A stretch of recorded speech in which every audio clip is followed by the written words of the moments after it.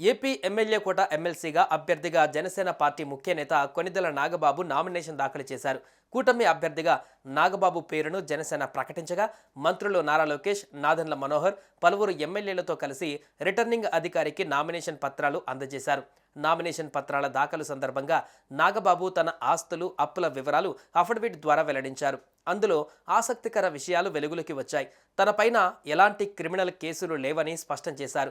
తన అన్న చిరంజీవి, తమ్ముడు పవన్ కళ్యాణ్ నుంచి సైతం అప్పులు తీసుకున్నట్లు నాగబాబు అఫిడవిట్లో వెల్లడించారు.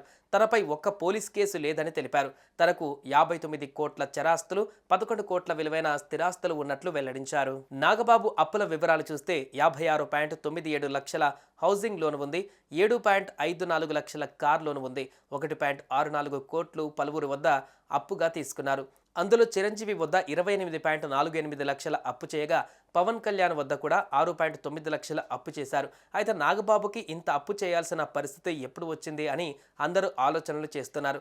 ఇక నాగబాబు చరాస్తుల విలువ 59 కోట్లు కాగా ఇందులో నాగబాబు దగ్గర బాండ్లు, మ్యూచువల్ ఫండ్స్, నగదు కలిపి 59 కోట్ల రూపాయల ఆస్తులు ఉన్నాయి.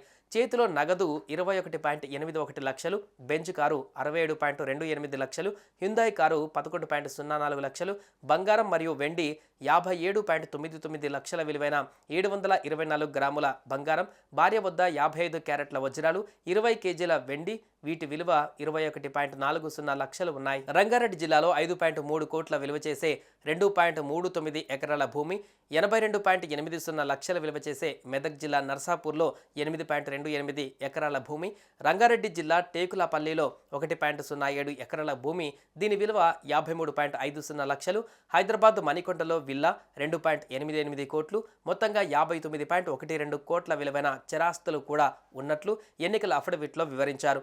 ఆస్తులతో పాటు అప్పుల వివరాలను సైతం నాగబాబు ఎన్నికల సంఘానికి సమర్పించారు.